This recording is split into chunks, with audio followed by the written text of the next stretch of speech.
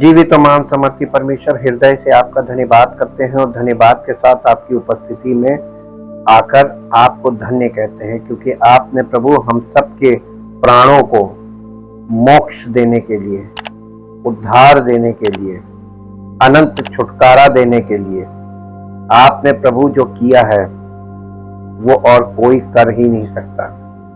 और आपने प्रभु हमारे जीवन को सुरक्षित किया है ताकि हम अनंत जीवन में प्रवेश कर सके।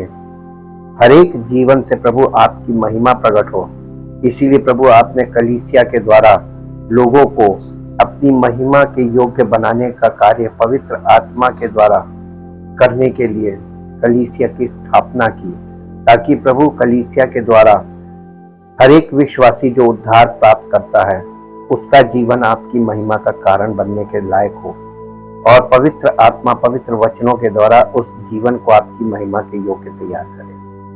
हम प्रभु सारी बातों के लिए आपको धन्य कहते हैं और आपका धन्यवाद करते हैं, और प्रभु आपसे यही एक धन्यवाद के साथ ये कहना चाहते हैं कि आपने अपना प्रेम और अपना अनुग्रह हर एक मनुष्य के लिए प्रकट किया है। जो कोई इस चीज को, इस बात को अपने जीवन में देख लेता है, उसका जीवन आपके लिए समर्पित हो जाता है। धन्यवाद करते हैं प्रभु। इस प्रार्थना को प्रभु यीशु मसीह के नाम से मांगते हैं, आमीन। Praise the Lord. प्रभु की महिमा हो, उसका धन्यवाद हो। जैसा कि हम लोग पर्वों के विषय में अध्ययन कर रहे थे कल, और हम लोगों ने कल परमेश्वर की उपस्थिति की यात्रा को, जिसे लोग तीर्थ यात्रा कहते हैं, उसके विषय में परमेश्वर के वचन से देखा था।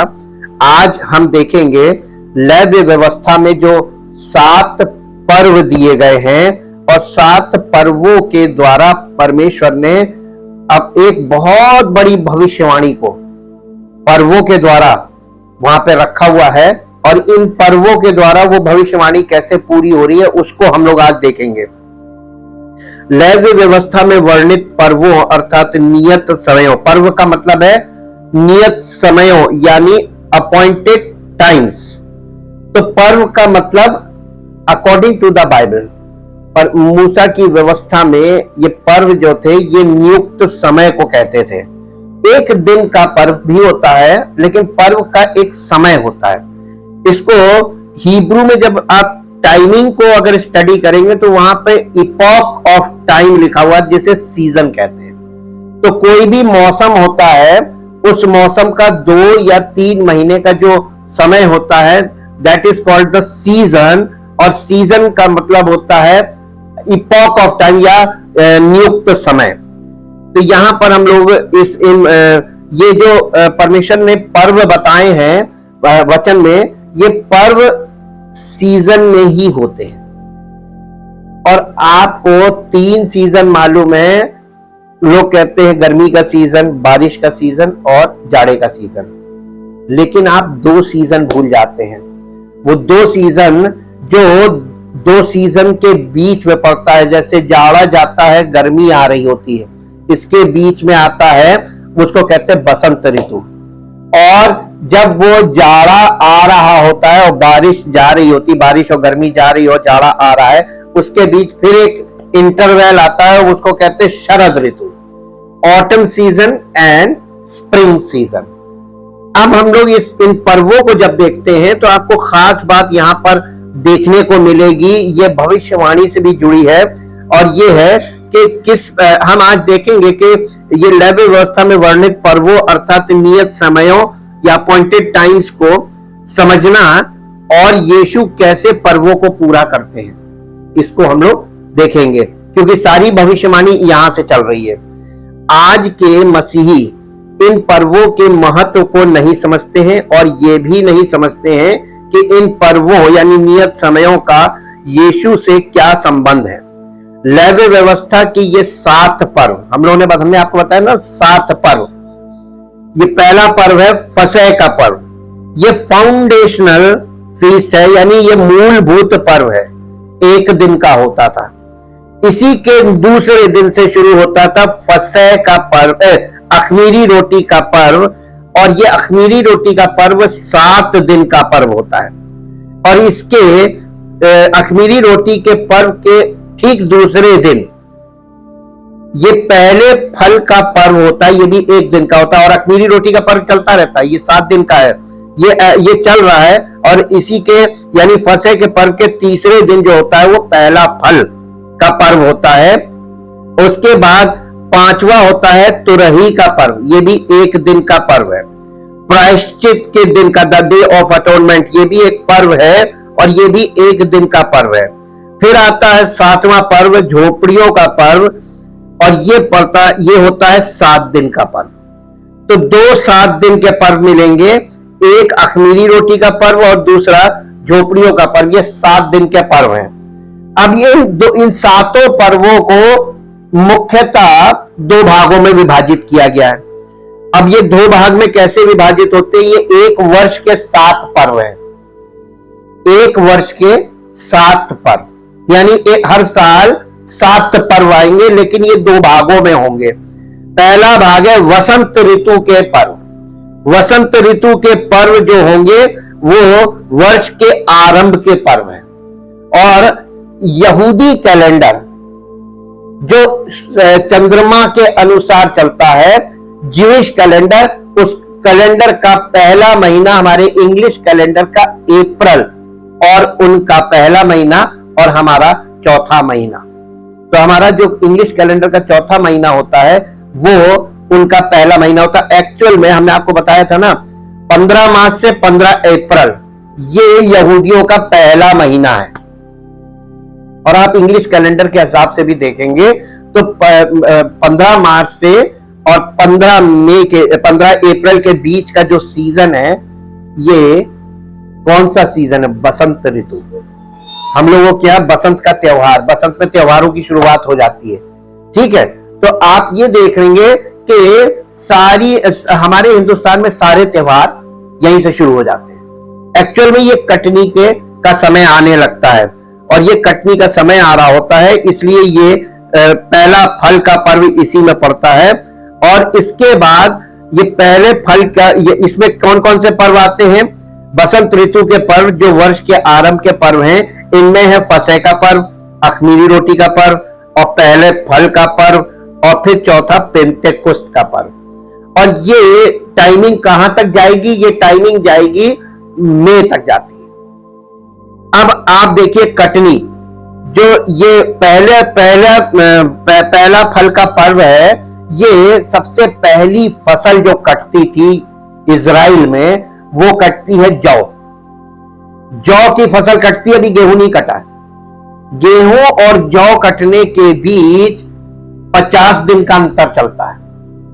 तो जब पहली फसल, पहला फल जिसको बोला गया है, जो पहली फसल कटती है जौ की फसल, उसी को प्रथम फल बोला गया है। और वो ये लोग फसह के पर्व के टाइम परमेश्वर के भवन में ले आते थे, क्योंकि उसका पहला कूला वहां चढ़ाया जाता था। उसके बाद कटनी शुरू होती थी, शुरू होती थी, और जब कटनी हो जाती थी, ये मई के एंड तक कटनी कंप्लीट होती गेहूं की। तो गेहूं की कटनी जब हो जाती है, पेंतेकुस्त का पर्व पड़ता है, इसलिए 50th डे पर है। और उसके बाद फिर गैप आ जाता है। फिर उसके बाद आता है उसके शरद ऋतु के पर्व शुरू होते हैं। अब देखिए, बसंत ऋतु के प्रथम 3 पर्व यीशु मसीह की मृत्यु व गाड़े जाने और यीशु के पुनरुत्थान के द्वारा पूरे किए गए। अब आपने एक चीज देखी होगी कि 5 बलिदान क्रूसीफिक्शन में कंप्लीट कर दिए। मूसा की व्यवस्था कैसे कंप्लीट की, ये भी देखते रहिए। अब फिर उसके बाद ये जो वसंत ऋतु के जो पहली पाली के पर्व थे, ये यीशु मसीह ने क्रूसीफिक्शन पे पूरे कर दिए। पेंतेकुस्त तक हम लोगों ने नए नियम की शुरुआत किस दिन से हो रही? पेंतेकुस्त से। पेंतेकुस्त तक के पहले भाग के जो फल वो है पर्व, वो यीशु मसीह के द्वारा पूरे किए जा चुके हैं। अब यहां पर ध्यान दीजिए, आपको आज इजराइल में कोई भी मंदिर नहीं मिलेगा, टेंपल, क्योंकि उनका टेंपल खत्म हो गया। कैसे खत्म हुआ? परमेश्वर के वचन के अनुसार वो खत्म हो गया है, और बलिदान व्यवस्था उनके यहां खत्म हो चुकी है क्रूसीफिक्शन से। क्रूसीफिक्शन से पहले यीशु मसीह ने कहा था सुलेमान के मंदिर को कि ये ढा दिया जाएगा, और उसने कहा था 3 दिन में मैं मंदिर खड़ा करूंगा, अपनी देह के मंदिर के विषय में बोला था। तो देखिए आप, परमेश्वर अपने कार्यों को जो इस पृथ्वी पर है, आपको लगेगा कि मनुष्य कर सकता, मनुष्य उसके खिलाफ जा ही नहीं सकता। और ये पूरी दुनिया की बात कर रहा परमेश्वर। सेंटर क्या है? इजराइल। पूरी दुनिया का केंद्र क्या होगा? इजराइल। अब आप यहां से देखिए वचन के अनुसार कि आज वहां पर कोई बलि व्यवस्था नहीं काम करती है। तो जूइश सिस्टम चल कैसे रहा है? यस, चल रहा है। पहले भाग के यानी वर्ष के जो शुरू के पर्व हैं, ये यीशु मसीह ने क्रूसिफिक्शन के द्वारा पेंतेकुस्त तक कंप्लीट कर दिया, पहला भाग कंप्लीट। लेकिन अभी जूइश लोग इसलिए वैसे ही रखे गए हैं ताकि वो जो सेकंड पाली वाले पर्व हैं वो अभी मनाए जा रहे हैं। वो पर्व कौन से हैं? वो पर्व जो सेकंड पाली में आते हैं, यानी वर्ष के दूसरे भाग में शुरू होते हैं, वो पर्व है आपके तुरही का पर्व, प्रायश्चित का दिन और झोपड़ियों का पर्व। ये 3 पर्व यीशु मसीह की सेकंड कमिंग को दर्शाते हैं। फर्स्ट कमिंग में उसने वो भाग पूरा किया, अभी सेकंड कमिंग बाकी है। इसके आधार पे अगर आप रोमियो में देखिए, जाके मेरे साथ निकाल लीजिए और यहां पे आप आके देखिए कि परमेश्वर कितना व्यवस्थित रूप से कार्य करता है कि हम परमेश्वर को, इसका रोमियो 11 अध्याय निकालिए, 11 अध्याय का 25 पद पढ़िए। ये एक मिस्ट्री है, इसको रहस्य बोलेंगे। हे भाइयों, कहीं ऐसा ना हो कि तुम अपने आप को बुद्धिमान समझ लो, इसलिए मैं नहीं चाहता तुम इस रहस्य से या इस भेद से अनजान रहो कि जब तक अन्य जातियां पूरी रीति से प्रवेश न कर लें, तब तक इजराइल का एक भाग ऐसे ही कठोर रहेगा। उसके बाद 26 पद, और इस रीति से सारा इजराइल उद्धार पाएगा, जैसा लिखा है, छुड़ाने वाला सिय्योन से आएगा और अभक्ति को याकूब से दूर करेगा, और उनके साथ मेरी यही वाचा होगी, जबकि मैं उनके पापों को दूर कर दूंगा। देखिए, अब आपको यह पता चल गया होगा कि परमेश्वर ने इजराइल द नेशन के लिए पहली बार में जब आया तो उसने उसके लिए, उनके लिए भी कुछ चीजें पूरी कर दी, कुछ चीजें उनको अब नहीं करनी हो रही है, लेकिन कुछ चीजें उनकी छोड़ दी, अभी उनको वैसे ही छोड़ दिया। और परमेश्वर घूम गया अन्य जातियों के लिए, क्योंकि परमेश्वर ने जो पहली पारी में, फर्स्ट कमिंग में यीशु मसीह ने जो काम किया, इसके लिए परमेश्वर का कार्य अभी तक जारी है। और ये सेकंड कमिंग का मतलब यह है कि ये कार्य कंप्लीट होगा और इस कार्य को रोक दिया जाएगा, उसके बाद अब कोई एंट्री नहीं होगी।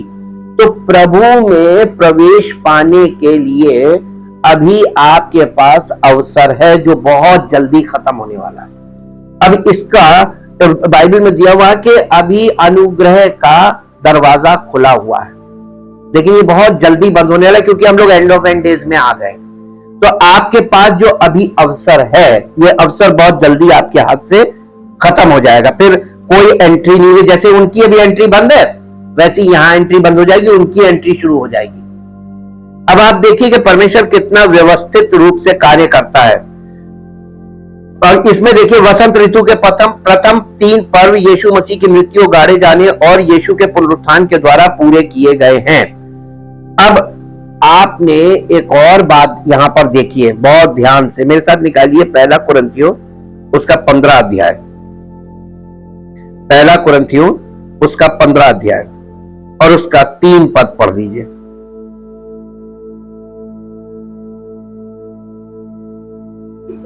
इसी कारण मैंने सबसे पहले तुम्हें वही बात पहुंचा दी जो मुझे पहुंची थी। अब यहाँ पे क्या कोट कर रहा है? पौलुस कलीसिया से कह रहा है पवित्र शास्त्र के वचन के अनुसार। अब 1 मिनट रुक जाइए। पवित्र शास्त्र जब हमने आपको बताया नए नियम में आता है, इसका मतलब पुराने नियम का यानी व्यवस्था और भविष्यवक्ता को रिप्रेजेंट करता है, ओल्ड टेस्टामेंट को रिप्रेजेंट करता है। और ओल्ड टेस्टामेंट के दो पार्ट बहुत मुख्य है, वो है व्यवस्था और भविष्यवक्ता। तो यहां पौलुस कह रहा है, इसी कारण मैंने सबसे पहले तुम्हें वही बात पहुंचा दी जो मुझे पहुंची थी कि पवित्र शास्त्र के वचन के अनुसार यीशु मसीह हमारे पापों के लिए मर गया, हमारे पापों के लिए मर गया। कैसे? पवित्र शास्त्र के अनुसार। ये हमारी अपनी विचारधारा नहीं बोल रही कि यीशु मसीह मर गया, ये परमेश्वर का वचन उसने पूरा किया अकॉर्डिंग टू द प्रोफेसी। वो हमारे पापों के लिए मर गया और गाड़ा गया और पवित्र शास्त्र के अनुसार और तीसरे दिन जी भी उठा। अब यहां पर हम आपको बताते, एक फॉल्ट आपको मिलेगा आजकल की मसीही शिक्षा में जो कलीसियाओं में चल रही है। अंगीकार क्या करते हैं? यीशु मसीह हमारे लिए मरा और जी उठा। क्या चीज माइनस हो गई है? और ये तो बहुत मुख्य भाग है। अभी आप जब हम इस स्टडी में, जब हम ये पर्व में आगे स्टडी में देखेंगे तो इसमें हमने 3 पर्व देखे, उसकी मृत्यु, फसह का पर्व यीशु मसीह की मृत्यु, उसका गाड़ा जाना अख़मीरी रोटी का पर्व और जी उठना प्रथम फल। ये 3 पर्व में 3 चरण पूरे हुए। तो लोग आजकल कौन सी शिक्षा दे रहे हैं कलीसियाओं में? यीशु मसीह मरा और जी उठा ना, गलत। According to the word of God लिखा है। ये वाला पार्ट जब आप हटा देंगे, वर्ड ऑफ गॉड यानी ओल्ड टेस्टामेंट आप हटा देंगे और नए नियम को आप प्रचार करेंगे, वो प्रचार बेसलेस हो गया, वो त्रुटिपूर्ण है। उसी को झूठा प्रचार, और जो उस तरह का प्रचार करते हैं उनको झूठे प्रचारक या झूठे मसीह या झूठे भविष्यवक्ता कहते हैं। अब आपने बारीकी देखी, कितनी बारीकी। अगर आप बेसिक्स आपको नहीं मालूम है तो आप उनके साथ यस कर देंगे, करेंगे ना यस? आप बहुत जल्दी अग्री करेंगे क्योंकि आपको बेस नहीं मालूम क्या चीज मिसिंग हो रही है। और ये मिसिंग क्या चीज हो रही थी? गाड़े जाने को उन्होंने मिस कर दिया। लेकिन आपको मालूम है परमेश्वर बहुत व्यवस्थित, हम बार बार बता रहे हैं आपको, और परमेश्वर एक्यूरेसी वाला परमेश्वर है। वो बिल्कुल भी, देखिए जब परमेश्वर ये कहता है कि कलीसिया कैसी होनी चाहिए, बेदाग बेझुर्री, ना उसमें कोई कलंक हो, इसका मतलब परमेश्वर हमसे एक्यूरेसी पे बात कर रहा है। और हम लोग कैसे चलते हैं? नियरली करेक्ट तक चलते हैं, हम एक्यूरेसी भूल जाते हैं। इंजीनियरिंग में एक्यूरेसी बहुत मस्ट है, मेडिकल में एक्यूरेसी, जब आप सर्जरी करेंगे एक्यूरेसी बहुत मस्ट है, बिना एक्यूरेसी के खेल बिगड़ जाएगा। इसलिए जीवन में आप कहीं भी कुछ भी करें, एक बार वहां पर चूक आपको भारी पड़ जाएगी, वो आप झेल लोगे। लेकिन यहां पर परमेश्वर के वचन में और आत्मिक जीवन में जरा सी चूक आपको पथ भ्रष्ट करके कहां से कहां आपके डेस्टिनेशन को बदल देगी। हमने इसको दूसरे रूप में बताया था, अगर आधा डिग्री नॉटिकल भी आप गलत दिशा में जाएंगे तो आपकी डेस्टिनेशन कई मील गलत निकलेगी। ये बहुत बड़ी चीज है, इसको हमेशा ध्यान में रखें जब आप परमेश्वर के वचन को ध्यान से सुनते हैं। ये 3 भाग जो है उसकी मृत्यु और गाड़े जाने और पुनरुत्थान के द्वारा ये 3 पर्व तो पूरे हो गए। बचा चौथा पेंतेकुस्त। पेंतेकुस्त का पर्व जिसे कटनी का पर्व भी कहते हैं, ये पर्व पवित्र आत्मा के यीशु के चेलों पर उतरने के व पवित्र आत्मा के द्वारा 3000 लोगों को प्रभु यीशु के द्वारा उद्धार प्राप्त करने के साथ पूरा होता है। प्रेरितों के काम उसके 2 अध्याय में। और इसके बाद पवित्र आत्मा का चेलों द्वारा 3000 लोगों के उद्धार के साथ कलीसिया का जन्म हो गया पेंतेकुस्त के दिन। और तब से पवित्र आत्मा का कार्य पृथ्वी पर जारी है। यशायाह नबी की पुस्तक उसका 61 अध्याय और उसका 2 पद, और इसी के साथ साथ निकाल लीजिए लूका रचित सुसमाचार उसका 4 अध्याय और उसका 19 पद। एक हाथ इधर रखिए, पहले यशाया पढ़िए और फिर यहां हाथ रखिए, इधर लूका पढ़िए। हम कंपैरेटिवली इसको पढ़ेंगे जी। 61 का 2 यहोवा के प्रसन्न रहने के वर्ष कि यहोवा के प्रसन्न रहने के वर्ष का और हमारे परमेश्वर के पलटा लेने के दिन का प्रचार करूं कि सब विलाप करने वालों को शांति दूं। यहाँ पे दो पार्ट का प्रचार कह रहा है। ये यशाया में भविष्यवाणी में जब ये बोला जा रहा है कि यह प्रभु यहोवा का आत्मा मुझ पर ये प्रभु यीशु मसीह के विषय में भविष्यवाणी हो रही है, और ये भविष्यवाणी के द्वारा प्रभु यीशु मसीह की सेवकाई को बताया जा रहा है, उसके कार्यों को वो क्या करेगा। तो इसमें दो प्रकार का प्रचार बता रहा है कि प्रभु के प्रसन्न रहने के वर्ष का प्रचार करो और परमेश्वर के पलटा लेने के दिन का प्रचार करो। यही लिखा है ना। अब इसके बाद आप हाथ लगा के और लूका रचित सुसमाचार 4 अध्याय का 19 पद पढ़िए। और प्रभु के प्रसन्न रहने के वर्ष का प्रचार करो। यीशु मसीह को जब वो मंदिर में गया और जब उसको पुस्तक दी गई, यशाया नबी की पुस्तक, तो उसने यही वाला पार्ट खोला और खोलने के बाद उसने इस लाइन को पढ़ा। जिस समय यीशु मसीह ये भविष्यवक्ता की ये किताब पढ़ रहे हैं, उस जमाने में इसमें चैप्टर और वर्सेस नहीं थे, ये स्क्रॉल था, ये एकदम स्क्रॉल था, भविष्यवाणी का स्क्रॉल। और ये स्क्रॉल उसको दिया गया और उसने केवल उतना पढ़ा जितना उस समय उपयुक्त था। उसने दूसरा भाग क्यों छोड़ा?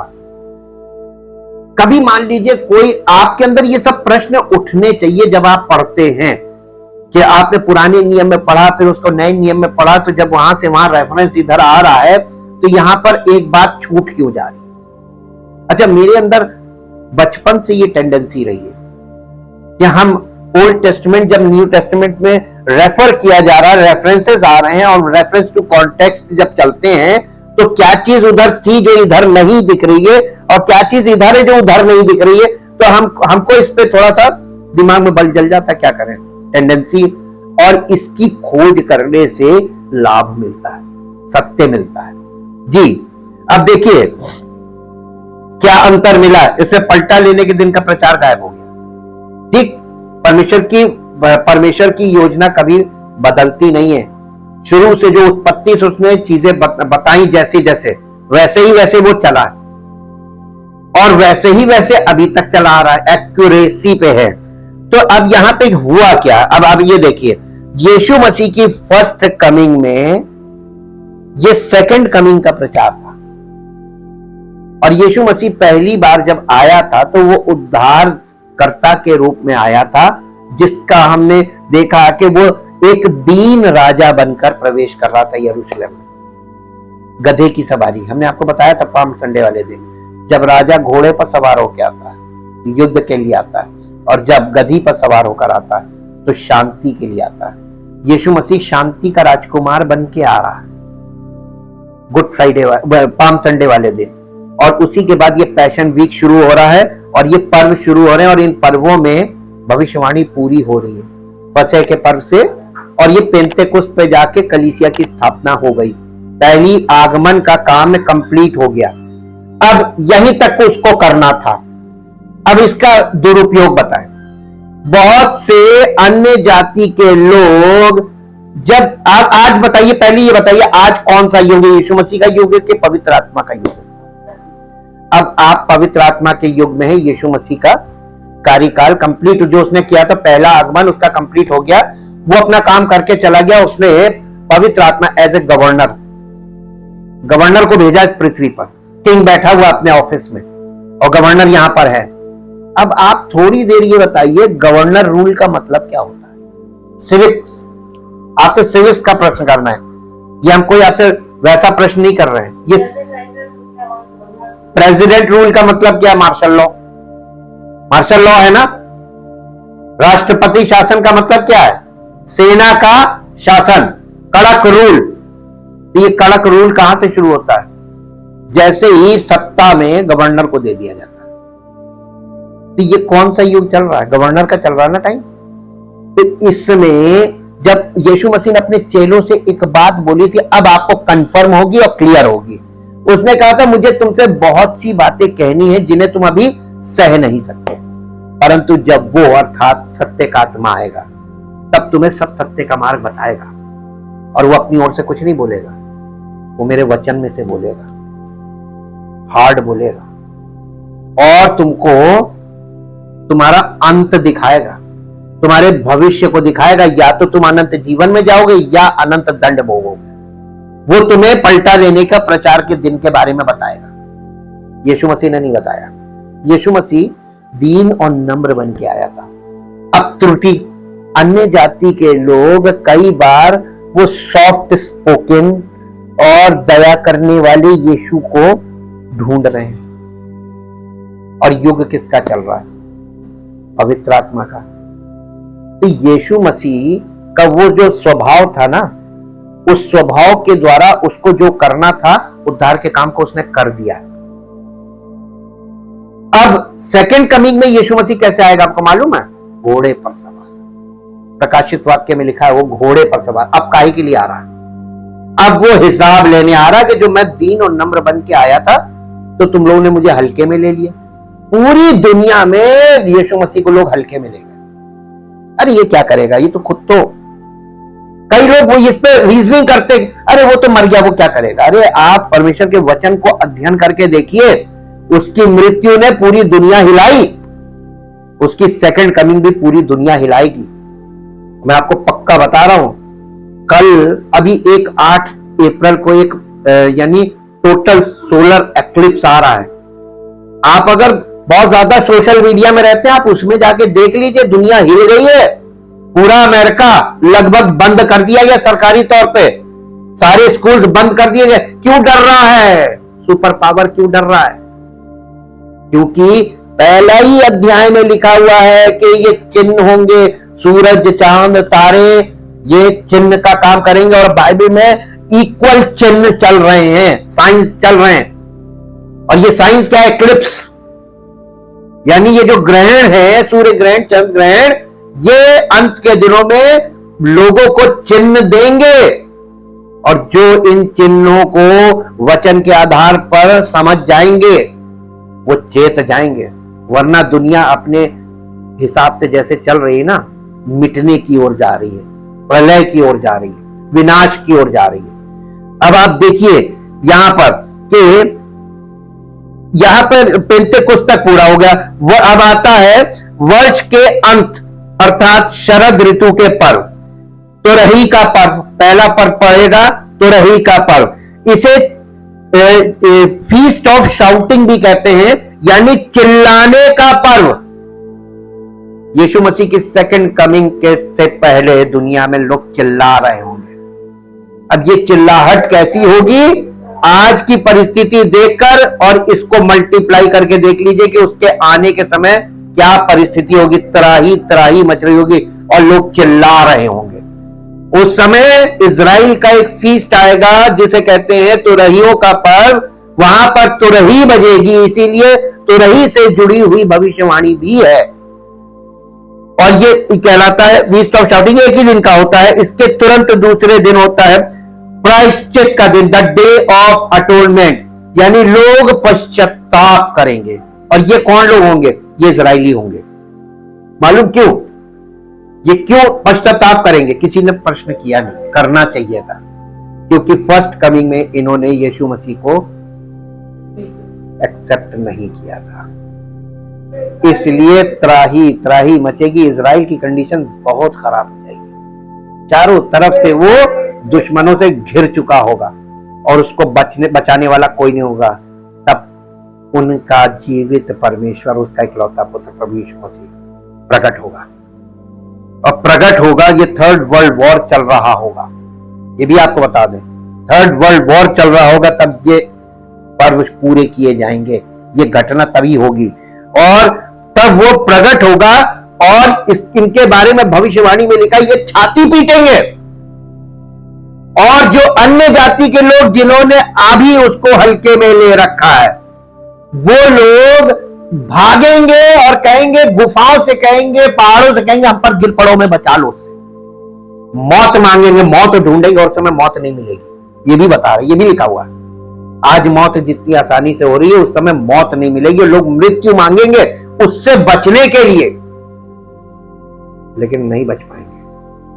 फिर इसके बाद आएगा झोपड़ियों का पर्व। झोपड़ियों का पर्व का मतलब कि प्रभु के लोगों का प्रभु की उपस्थिति में एकत्र होना, यह है झोपड़ी। ठीक वैसे ही आप देख लीजिए इसकी पिक्चर, जैसे इस जंगल में परमेश्वर का तंबू और चारों तरफ इजराइलियों के निवास तंबुओं में, ये झोपड़ी का पर्व, कि परमेश्वर की उपस्थिति में ये सब चारों तरफ निवास करेंगे। ये मसीह का राज्य आ गया, ये इसको दिखाएगा। ये 7 दिन का पर्व होगा। अब आप देखिए, हमने देखा था ना कि साल में, वर्ष में 3 बार लोगों को यरूशलेम में उपस्थित होना अनिवार्य था, मैंडेटरी था।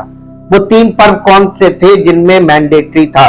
फसह का पर्व, और फसह के पर्व के दूसरे दिन होता था अख़मीरी रोटी का पर्व, और ये चलता रहता था, 7 दिन तक चलता था। और इसी के तीसरे दिन होता था प्रथम फल का पर्व, यानी 3 दिन का तो ये हो गया, 3 दिन ये हो गए। और उसके बाद लोग अपने अपने घर वापस चले जाते थे, क्योंकि लंबा इंटरवल है। उसके बाद पेंतेकोस्त के लिए फिर जमा होते थे। आपने यही देखिए कि जिस दिन जब पेंतेकोस्त का दिन आया, तो उस समय वहां पर सारी दुनिया से यहूदी लोग एकत्रित थे, जब पवित्र आत्मा उतरा है। तो देखिए, पर्वों में प्रभु ने अपनी सब योजनाओं को, अपनी भविष्यवाणियों को पूरा कर दिया, और ये पूरा कंप्लीट हो गया। अब ये 3 पर्व बचे हैं। ये अब देखिए, यहां से आपने पढ़ा कि वो जब यशाया 61 अध्याय का 2 पद आपने पढ़ा कि वो प्रभु के प्रसन्न रहने के वर्ष का प्रचार करेगा। कौन? प्रभु यीशु मसीह। यहां से उसका प्रचार शुरू होगा। तो यीशु मसीह ने क्या कहना शुरू किया? परमेश्वर, मन फिराओ, स्वर्ग का राज्य निकट आई है। प्रभु के प्रसन्न रहने के वर्ष का प्रचार था। वो वर्ष एडी कहां से शुरू हो रहा है? यीशु मसीह के पुनरुत्थान के बाद से कौन सा एरा शुरू हुआ? Anno domini, year of the lord. और आप देखिए भविष्यवाणी में, year of the lord start from the resurrection. कलीसिया के साथ, कलीसिया के द्वारा प्रभु का वर्ष शुरू हुआ, एकदम क्लियर कट। अब प्रभु का वर्ष शुरू हुआ कलीसिया के द्वारा, कलीसिया के साथ। तो ये जो प्रभु यीशु मसीह ने जो कार्य शुरू किया था, वो कलीसिया के द्वारा उसने एस्टैब्लिश करके, और वो अपने ऑफिस में जाके बैठ गया। 3000 लोग पहले दिन, एक ही दिन में 3000 लोग प्रभु में आ गए थे। कितनी बड़ी फसल एक ही बार में काट ली थी। लेकिन अब आपको बताएं, यहां पर फिर एक ट्विस्ट आता है। पहली सदी की कलीसिया, ये 300 साल का पीरियड होता है। पहली सदी की कलीसिया जो है, वो पहला पेड़ा बन गई। जैसे प्रभु यीशु मसीह जी उठने वालों में पहलौठा है, वैसे ही वो कलीसिया पहलौठी कलीसिया कहलाएगी। फर्स्ट सेंचुरी चर्च बोलते हैं, पहली सदी की कलीसिया। ये हमारे लिए बेसिक बन गई है। इसके बाद जब आप वहां प्रेरितों काम में देखते तो डेटोरिएशन हो गया, यानी कलीसिया एकदम स्तर से नीचे उतरती चली गई, बहुत बुरी कंडीशन हो गई। लेकिन पवित्र आत्मा अब उसने टेक ओवर करके अपना काम शुरू कर दिया है, और वो काम ये है कि वो बैक टू द बेसिक्स ला रहा है। और जो जेन्युइन लोग होंगे वो बैक टू द बेसिक्स आएंगे। बाकी सब जैसे है वो, यानी कंफ्यूजन में और आगे बढ़ते चले जाएंगे, क्योंकि उन्हें नष्ट होना है, वो परमेश्वर की योजना के अंतर्गत नहीं होंगे। ये पर्व यीशु मसीह के दूसरे आगमन के साथ पूरे होंगे। फसह का पर्व यीशु मसीह के बलिदान के साथ पूरा हो जाता है, और तब से मनुष्य के पापों का प्रायश्चित जो यीशु मसीह के द्वारा क्रूस पर किया गया है, प्रत्येक व्यक्ति को जो यीशु मसीह के बलिदान पर यकीन करता है कि उसने हमारे पापों का निपटारा किया है, अपना जीवन उसको समर्पित करता है। इसी को उद्धार कहते हैं। दूसरे शब्दों में, यीशु की मृत्यु में विश्वास करें कि वो हमारे पापों को लेकर मरा, अतः हम भी उसके पापों अपने पापों के लिए उसके हम भी अपने पापों के लिए अपने आप को मरा हुआ समझे। आपने अभी तक पापों के लिए मृत्यु नहीं आपकी हुई, तभी आप पहले स्टेप को ही आपने पूरा नहीं किया। अब आप उद्धार को समझिए हमारे जीवन में कैसे लागू होगा। उसका बहुत सरल तरीका है। हमें मरना तो नहीं है, शारीरिक तौर पर हमें मरना नहीं है। मरा तो हमारी जगह यीशु मसीह है। हमको वो किसके पापों को लेकर मरा? हमारे। तो जब आप ये मानते वो हमारे पापों को लेकर मरा, तो इसका मतलब आप ये अंगीकार कर रहे हैं कि आप पापी हैं। आप पापी हैं, ये अंगीकार कर रहे हैं। उसके बाद आप ये अंगीकार कर रहे हैं कि हमारे पापों को, जिसके कारण हम पापी हैं, उन पापों को यीशु मसीह लेकर मर गया, तो अब हम पापों के लिए मरकर मसीह के लिए जीवन व्यतीत करें। ये है गॉस्पेल का अर्थ। अब आप इसमें एक पद निकालिए जो आपको मिलेगा रोमियो की पत्री उसका 6 अध्याय, रोमियो की पत्री उसका 6 अध्याय उसका 7 पद पढ़िए, 7th वर्स है। क्योंकि जो मर गया, अगर यीशु मसीह हमारे पापों को लेकर मर गया, जो कि परम सत्य है, तो हमारा उद्धार क्यों नहीं हुआ? क्वेश्चन। ये कोई भी कर सकता है प्रश्न। तो उत्तर ये है कि वो हमारे पापों को लेकर मरा।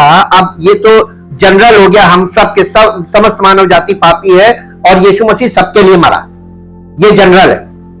लेकिन जब आप कलीसिया में आए तो आपके अंदर ये वाली बात काम करनी चाहिए कि मैं इतना पापी और मेरे पापों के लिए प्रभु ने प्राण दे दिया, हमारे पापों को अपने ऊपर ले लिया। प्रभु तो पवित्र था, निष्पाप था, निष्कलंक था, उसने हमारे पापों को अपने ऊपर ले लिया। ये तो भयानक सबसे बड़ा अनुग्रह है जो कोई नहीं कर सकता प्रभु को छोड़ के। तो जब आप प्रभु ने क्या किया, आपके पापों को अपने ऊपर उठा लिया और उन पापों की मजदूरी मृत्यु है, वो उसने उस मृत्यु को, और पाप की मजदूरी ऐसी मृत्यु, भयानक मृत्यु जिसका सामना कोई कर नहीं सकता, उस मृत्यु को, श्रापित मृत्यु को, हमारे पापों को, श्रापों को लेकर वो मरा। और उसकी मृत्यु हमको ये दिखा रही है कि हम कितने भयानक पापी थे, हमको इस तरीके से मरना था। लेकिन प्रभु ने हमें मृत्यु से बचाने के लिए हमारे पापों को अपने ऊपर ले लिया। तो आप पापों के लिए, यानी आपके अंदर इतना डर आ जाना चाहिए कि अब मैं पाप से कैसे बचूं। तो आपको उसी समय ये बात कहनी चाहिए, प्रभु मैं अब पाप से छूटना चाहता हूं। तो यीशु मसीह हमारे पापों को लेकर मर गया, तो इसका मतलब मरने का, वो पापों को लेकर मरा और हमारे जीवन में अभी भी पाप काम कर रहा है। इसका मतलब हमें यीशु मसीह की मृत्यु से कुछ नहीं प्राप्त हुआ, लेकिन हमें प्राप्त होना चाहिए था। देखिए, व्यवस्था में बलि जब होती थी, वो बलि का कारण क्या था? परमेश्वर को मनुष्यों का, पशुओं का लहू नहीं बहाना था। जो मेन बात थी वो ये थी कि शायद ये किसी जानवर को जब वो बलि किया जाता है, छटपटाता है बचने के लिए, लेकिन वो बच नहीं पाता है। उसकी खाल उतारी जाती है, उसकी टांगे ऐसे चीरी जाती। कितनी भयानक चीज है। जब जो व्यक्ति वो बलिदान लेके जाता है, उसके सामने वो बलिदान किया जाता, तो उसके एवज में आप देख नहीं पाएंगे। अगर आप किसी जानवर को ऐसी नॉर्मली कटता हुआ देखेंगे तो आप नहीं देख पाएंगे कैसे उसका खून निकाल देते हैं। हम लोग तो देख ही नहीं सकते। लेकिन ये चीज परमेश्वर ने इसलिए रखी थी कि शायद इनके मन में पाप के प्रति भय आए कि प्रभु कैसे हम बचेंगे, इतना पाप का बलिदान, खून का बलिदान है, ब्लड के बिना आपको उद्धार नहीं मिलेगा। और वो भी मानव ब्लड चाहिए था, लेकिन वो शुद्ध होना चाहिए था। परमेश्वर ने मनुष्य रूप में प्रकट होकर इस काम को किया, जो कोई मनुष्य नहीं कर सकता था। क्योंकि जानवरों के बलिदान तो उन्होंने विधि बना लिया, अरे ये तो बहुत बढ़िया, खूब पाप करो और साल में 3 बार जाकर वहां पर बलि करते रहो। परमिशन देखा, अरे बलि व्यवस्था का जो मेन कारण था, उस चीज को तो इन्होंने किनारे रख दिया। तो इस चीज के आदी हो गए। इनको बलि चढ़ाने में मजा आ रहा, बलि खरीद कर चढ़ाना, और बलि व्यवस्था में ये मगन हो गए। परमेश्वर को बहुत बुरा लगा। परमेश्वर ने कहा नहीं, इस चीज को स्टॉप करना पड़ेगा, ये तो अति होगी। तब देखिए कई कई पुराने नियम में लिखा है कि मैं तुम्हारे होम बलियों से और मेल बलियों से प्रसन्न नहीं होता हूं। जंगल के सारे पशु मेरे हैं, अगर मैं भूखा होता, मुझे इन चीजों की जरूरत होती, मैं तुमसे नहीं मांगता, मैं खुद इसका मालिक हूं, बोल रहा है। तो ये बलि व्यवस्था क्यों रखी थी? केवल ये दिखाने के लिए कि जो यानी सर्वोत्तम बलिदान परमेश्वर के पुत्र के द्वारा होगा, शायद उसके लहू के द्वारा उसकी दुर्दशा देखकर इनका मन पलट जाएगा, मन परिवर्तित होगा। मन तो नहीं परिवर्तित हुआ, लेकिन हमारे प्रभु ने अपना कार्य पूरा कर दिया। आज दुनिया के पास कोई विकल्प नहीं बचा है परमेश्वर तक पहुंचने का। बताइए कोई विकल्प बचा हो तो बताइए। कोई ऐसी संस्कार विधि, कोई ऐसी धार्मिक विधि जिसके द्वारा हम परमेश्वर की उपस्थिति में पहुंच सकते हैं? सारी किताबों का अध्ययन करके बताइएगा। पूरी दुनिया निरुत्तर है, कुछ नहीं, अब सब ये सब व्यर्थ चल रहा है दुनिया में। ये मनुष्य, पतित मनुष्य अपने स्वभाव के अनुसार एंजॉय कर रहा है सिर्फ फेस्टिवल्स को, और कुछ नहीं रह गया। और परमेश्वर को यह मालूम था कि जैसे जैसे यीशु मसीह की सेकंड कमिंग का टाइम पास आएगा, अराजकता इतनी बढ़ जाएगी रिलीजियस सिस्टम में कि ये जिस चीज को लोग इतनी श्रद्धा की नजर से जो अभी देख भी रहे हैं, ये सब खत्म हो जाएगा, ठोकरे खाएंगे लोग। तब उनको पता चलेगा अरे एक ही रास्ता है, ये समय आ रहा, बहुत जल्दी होगा ये। और देखिए यहां पर लिखा है कि जो मर गया वो पाप से छूट गया। यदि आप पापों के लिए मर गए तो आप धर्मी, यही तो बाइबल बता रही है, यही सुसमाचार में है। अख़मीरी रोटी का पर्व जो 7 दिन तक चलता है, फसह के पर्व के दूसरे दिन से शुरू होता है। अख़मीरी रोटी यीशु के पाप रहित जीवन का प्रतिनिधित्व करती है। यीशु मसीह हमारे पापों के लिए एकमात्र पूर्ण बलिदान है। यूहन्ना रचित सुसमाचार 6 अध्याय 35 पद। एक ही बलिदान सारी दुनिया के सब मनुष्यों के लिए, सब जाति के लोगों के लिए एक ही बलिदान। यीशु ने उनसे कहा, अब ये जीवन की रोटी आपको समझ में आएगी, अख़मीरी रोटी। इसमें खमीर नहीं होता था, खमीर दिखाता पाप को। ये अख़मीरी रोटी आज हमारे लिए क्या है? हमारे लिए अख़मीरी रोटी है प्रभु के वचन या प्रभु की शिक्षा, जो जीवन की रोटी है। यीशु मसीह का जीवन की रोटी मैं हूं, जो मेरे पास आता है वो आत्मिक तौर पर कभी भूखा नहीं होगा। अगर यीशु मसीह आत्मिक तौर पे कह रहा कभी भूखा नहीं होगा, तो ना तो वो शारीरिक तौर पे भूखा होगा ना आत्मिक तौर पे, क्योंकि यीशु मसीह ने क्या कहा था?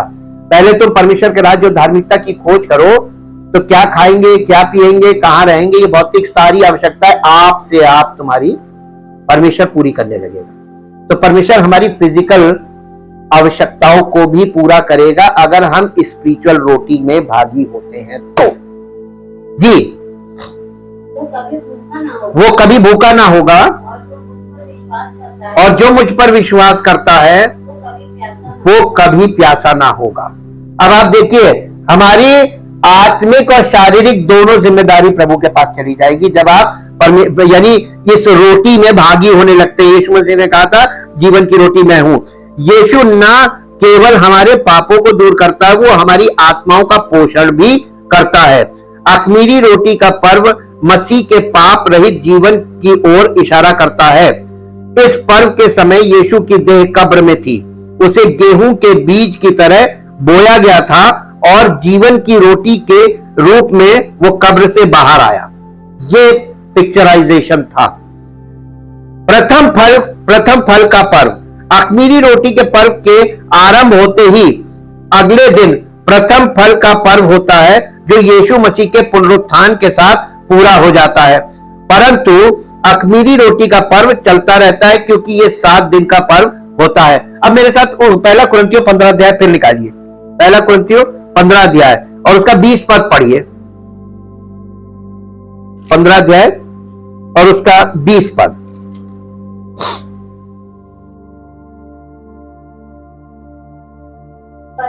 परंतु मसीह मुर्दों में से जी उठा है सचमुच मसीह मुर्दों में से जी उठा है और जो सो गए हैं, और जो सो गए हैं उनमें वो पहला फल उनमें वो पहला फल हुआ। अब इसके बाद 23 पद पढ़ दीजिए। परंतु हर एक अपनी बारी से हर एक अपनी अपनी बारी से पहला फल मसीह, पहला फल मसीह फिर मसीह के आने पर और फिर मसीह के आने पर उसके लोग। उसके लोग। देखिए यहाँ पर ये क्लियर बता रहा है, ये ऑर्डर ऑफ रेजरेक्शन है। ऑर्डर ऑफ रेजरेक्शन यानी रेजरेक्शन का, पुनरुत्थान का क्रम कहते हैं इसको। अब यहाँ पर इसको आप पीछे आइए, 12 पद से पढ़िए, 12 पद। इसलिए जबकि मसीह का यह प्रचार किया जाता है, जबकि मसीह का ये प्रचार किया जाता है कि वो मरे हुओं में से जी उठा, वो मरे हुओं में से जी उठा, तो तुम में से कितने कैसे कहते हैं तो तुम में से कितने कैसे कहते हैं मरे हुओं का पुनरुत्थान है ही नहीं। मरे हुओं का पुनरुत्थान है ही नहीं। यदि मरे हुओं का पुनरुत्थान है ही नहीं तो मसीह भी नहीं जी उठा, और यदि मसीह नहीं जी उठा हमारा प्रचार करना भी व्यर्थ है और तुम्हारा विश्वास भी व्यर्थ है। जी नहीं, वरन वरन हम परमेश्वर के झूठे गवाह ठहरे, क्योंकि हमने परमेश्वर के विषय में ये गवाही दी कि उसने मसीह को जिला दिया, यद्यपि नहीं जिलाया। यदि मरे हुए नहीं जी उठते और यदि मुर्दे नहीं जी उठते तो मसीह भी नहीं जी उठा, और यदि मसीह नहीं जी उठा तो तुम्हारा विश्वास व्यर्थ है और तुम अब तक, ये क्यों लिखा है कि तुम अब तक, हम जो व्यक्ति अभी तक पाप की दशा में है वो कभी भी यीशु मसीह को जीवित नहीं कहेगा। उसका कारण है मसीह जी उठा, ये संदेश केवल वो ही व्यक्ति दे सकता है जो बॉर्न अगेन हो गया, और बॉर्न अगेन व्यक्ति के जीवन से ये डेमोन्स्ट्रेशन भी होगा कि वाकई में मसीह जी उठा। और अगर मसीह जी नहीं उठा और ये वाला विश्वास कोई नहीं करता है तो इसका मतलब वो अभी भी बॉर्न अगेन नहीं हुआ, वो पाप की दशा में है। और ऐसे लोग प्रचारक हैं आज के युग में जो बॉर्न अगेन नहीं हुए। और बॉर्न अगेन ना होने का मतलब पवित्र आत्मा का अभिषेक नहीं, पवित्र आत्मा की सामर्थ्य यानी पवित्र आत्मा एज ए पर्सन मौजूद नहीं है उनकी सेवकाई में। तो ऐसे लोग यीशु मसीह जी उठा है ये दुनिया को कैसे बताएंगे? मैं आपको बताता हूं कैसे बताएंगे, स्किट करके बताएंगे, ड्रामे। आजकल टेक्नोलॉजी तो आई है, सीन तो क्रिएट किया जा सकता है, सब तरह के ग्राफिक्स मौजूद है, टेक्नोलॉजिकल, यानी आपको इतना बढ़िया टेक्नोलॉजिकल वर्ल्ड मिला है जहां पे आप वही सीन जो बाइबल में लिखे पढ़ के क्रिएट कर दीजिए, दुनिया को ये बताइए कि यीशु मसीह जी उठा है। एक तो ये तरीका है प्रचार करने का जैसा दुनिया में चल रहा है, और दूसरा तरीका जैसे यीशु मसीह के चेलों ने जो बॉर्न अगेन होके पवित्र आत्मा के वश में होके सेवकाई कर रहे थे और अपना जीवन मसीह की इच्छा के अनुसार व्यतीत कर रहे थे, और उनके द्वारा जब यीशु मसीह के जी उठने का, क्योंकि कलीसिया की शुरुआत यीशु मसीह के जी उठने के बाद से है, पेंतेकुस्त से है, तो कलीसिया का यीशु मसीह के फिजिकल जीसस की सेवकाई में कोई पार्ट नहीं है, ये यहां से आगे जाना है। और आज लोग क्या कर रहे हैं आप देखिए, किस प्रकार का प्रचार चल रहा है। अब आपका जीवन अगर आप में वो जीवित नहीं दिखता है तो आप दुनिया को किसी और तरीके से ये नहीं साबित कर पाएंगे कि वो जी उठा या वो जीवित है। यीशु मसीह आज जीवित है ना, और दुनिया को कैसे, दुनिया देखना मांग रही कि वो जीवित है, लेकिन वास्तविक में देखना मांग रही, ड्रामे में नहीं देखना मांग रही। आज लोग ड्रामे में दिखा रहे हैं कि वो जी उठा, वास्तविक में क्यों नहीं दिखा रहे?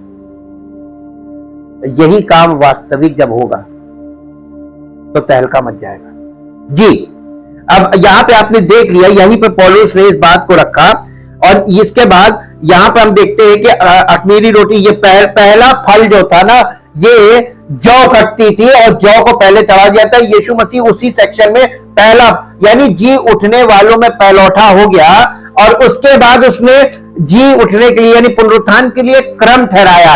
अब वो क्रम कैसे काम करेगा? पेंतेकुस्त से काम करेगा। पेंतेकुस्त पे पवित्र आत्मा उतरा और कलीसिया की शुरुआत हुई यीशु मसीह के बुलाए हुए चेलों के द्वारा, जिन्हें उसने नाम लेकर बुलाया, और एक एक व्यक्ति उसको, वो यीशु मसीह के सेवकाई में उसके साथ रहा, और उसने प्रभु यीशु मसीह को पहचाना और उसका जीवित गवाह बने, उसकी मृत्यु और पुनरुत्थान का, उसके गाड़े जाने का, उसके पुनरुत्थान के जीवित गवाह बने। और पुनरुत्थान के बाद 40 दिन तक प्रभु से उन्होंने निर्देश प्राप्त किए, और उसने कहा था ठहरे रहना, आज्ञा मानी, और जब पेंतेकुस्त के दिन पवित्र आत्मा उतरा तो सब पर उतर गया।